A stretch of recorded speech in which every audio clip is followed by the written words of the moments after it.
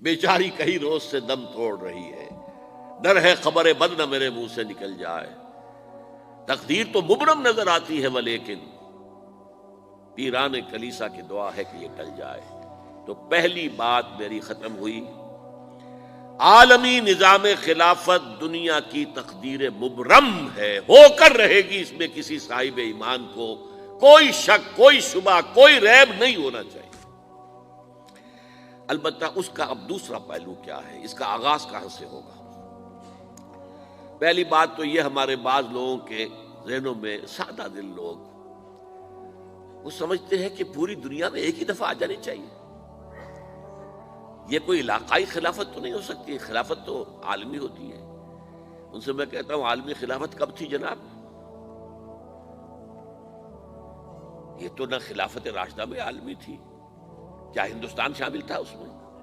کیا چین شامل تھا؟ کیا یورپ شامل تھا؟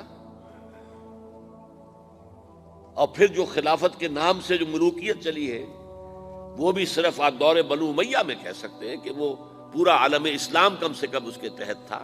بعد میں خلافت عباس، بنو عباس میں اور فاطمیین کی خلافت میں اور آل عثمان جو ہیں آٹومان ٹرکس کی خلافت میں ٹکڑے تھے، اس سے بکھرے تھے، کوئی مانتا تھا، کوئی نہیں مانتا تھا۔ اور سب سے بڑی بات یہ، اگر ایک دم پوری دنیا پر خلافت قائم ہو سکتی تو حضور کے دست مبارک سے ہوتی، لیکن نہیں ہوئی۔ نتیجہ کیا نکلا؟ ایک ملک میں حضور نے قائم کر دی، جزیرہ نما عرب،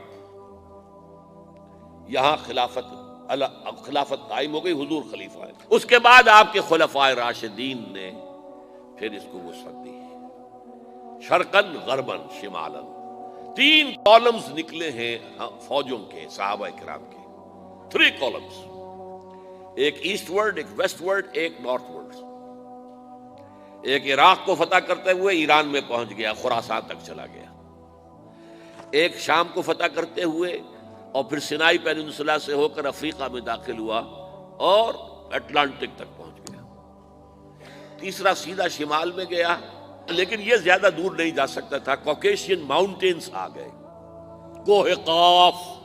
اس زمانے میں تو یہ یوں سمجھیے کہ امپیسیبل تھا نا، کوہ قاف، لہذا وہاں آ کر رک گیا بابا۔